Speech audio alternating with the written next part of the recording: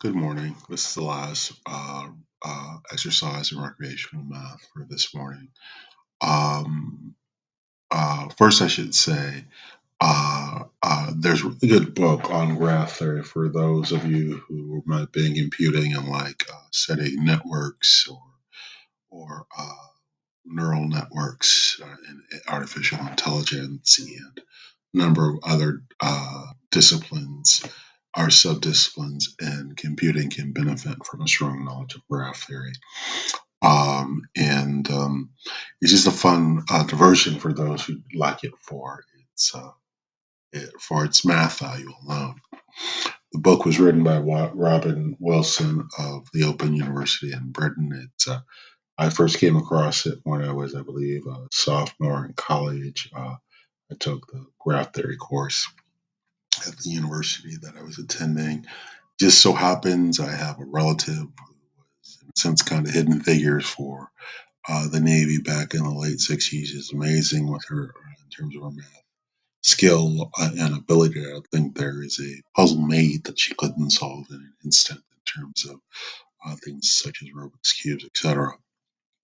And she taught graph theory at a very small a high school in a rural area of America, the near South, for a number of years. But I believe this is the book that she used. Now, with that said, oftentimes in mathematics, we find ourselves talking different languages because we, as professionals in math and computing, have different strengths and weaknesses, and we describe things in different ways. While I was on YouTube a few days ago, a video popped up at the side. It looked interesting. It was about graph theory, and I said, take a look at it. And it discussed the fact that graph isomorphism isn't easily found. And isomorphism is identical shape or identical structure and character of a graph. It's difficult describing graphs as isomorphic using a procedure. At least that's what this video said. And there's some procedures for doing so. Very naive, what they call naive brute force procedures, result in a certain amount of combinatorial explosion, if I use the word properly, and it's not easy classifying them that way. And with that large explosion of possible solutions that must be tried, any reasonable sized problem becomes impractical solving. It'll just take more time than is reasonable. And I tried looking for that video again, I know in that video it said that there was a mathematician who around 2015, 2016 did some work in something called group theory that is derived from abstract algebra. And from that mathematician showed that there was a roughly nearly what's known as polynomial time procedure or algorithm for determining graph isomorphism. I think that's this YouTube video here, so you can maybe type it in and watch it. I watched a bit of it and I kind of skipped around. I'm not very strong in graph theory. It's not graph theory, group theory. I speak group theory about as well as I speak Spanish. And fool that I am, I kind of could tell that I think he was talking about a very complex and involved way of determining isomorphisms between graphs. However, it was so detailed. I said, I wonder if there's another way of doing it. And when I first took the graph theory course that I had in college, I came up with a procedure that was very simple. So thought I'd try working on it again. This video might come in parts. It's about 4 pages of notes here. You only have 15 minutes per video. So there might be an A and B, like an A and B side of those old 45, 78 records, etc., and 33 and a thirds. But we'll get started with this. Okay. So this is just a conjecture concerning graph isomorphisms. It might have been done before, so I'm not saying this is all that original. But it describes an efficient procedure for classifying a pair of graphs as isomorphic. They're not.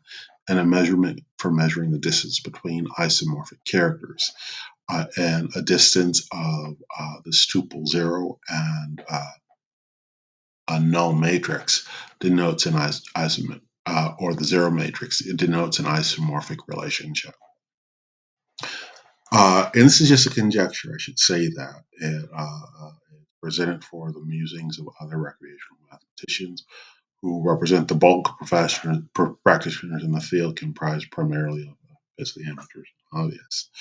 I think if anyone really gets very stuffy about being a professional mathematician, most folks probably say, "Oh, kind of don't take that all that seriously because math is kind of more for amateurs and hobbyists." History has shown that the diligent dabblings of mathematical laymen, the ones who are often dumbfounded by the formal deductions of the classically trained and professional mathematicians, has provided those dabblings have provided some of the landmark advances in this ancient field of endeavor.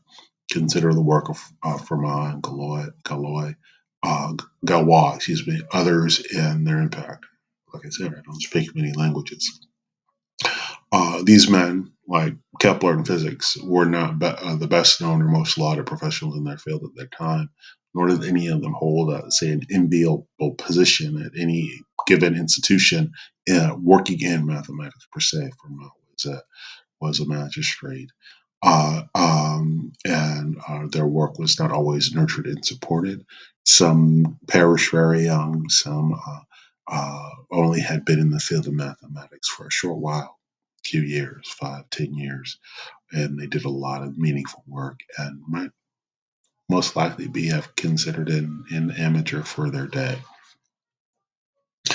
But I should say that a conjecture is just that. It is a claim supported by limited investigation, which serves one's intuitive notions and imagination that a more general statement might be made. Now, a conjecture is simply a claim. It's like saying that the Bears will beat the Ravens on Saturday. It's a claim. It's not necessarily truth. A conjecture is stronger than a supposition, which is simply that capricious claim supported by the vagaries of vacuous assumptions. For instance, if one asks his wife if she would like a meal from a steakhouse for their standard or canonical Friday date night, she says, "I suppose so, honey." He can conjecture that come Friday, she will most likely want Tex-Mex, sushi, Cantonese, Thai, or anything other than dinner at his favorite steakhouse. Simply so she might be contrary. How might he make this strong conjecture? 30 plus years of marriage, 4 children, numerous summer vacations, and endless bottles of Maalox, Pepto-Bismol, Advil, Tylenol, and aspirin. But so from experience, he kind of knows what she'll do, but he can't prove that that is exactly what she'll do. He can't say that for 100%. So on the other hand, a conjecture is given. On the other hand, this conjecture given is a weak one. Only limited inspection has been done, and general proof has not been formally attempted. But let's look at our graphs here. The paragraphs are deemed isomorphic if they have the same structure. These graphs, although they're not drawn the same way, exactly the same way, these graphs on the right here have the same structure. This graph structure is different than both of theirs. The structure is determined based upon the position of these nodes and edges. How do we determine isomorphism? It's rather easy. First, look at the adjacency matrix of the paragraphs. Now, it just so happens that these are the same, so it's only written once. And we used a labeling scheme, so the graphs have the same labeling. Now, labeling schemes for graphs are arbitrary. So we could have described, say, this lower graph with a different labeling scheme. A could have been on the bottom, this could have been B, C, D, E, and F. Then our graph, our adjacency matrix for that graph would be different. Or this node could have been A, B, C, D, E, and F. Then our adjacency matrix would look different because the adjacency matrix describes the connection between the labeled nodes, and there are ones that, the connection between the labeled nodes. So the problem with determining isomorphism is often one of labeling in the arbitrary way in which graphs can be labeled. But there are some properties of graphs that aren't arbitrary. Oops. And one of those is the nodes of a graph and their degree. That isn't arbitrary. So let's just pause here. We will pause the video as we look at the adjacency matrix for the graphs above. And that'll be the end of our first half of this lesson. And maybe it'll be a cliffhanger. Maybe you'll say, I'll toss it aside and not look any farther because this isn't that interesting. But we'll pick up and discuss, move on a little farther, maybe a little bit higher, and look at the last couple of pages of these notes and see how one can determine when graphs are isomorphic using their description of their structure based upon a degree. So we'll pause it right there.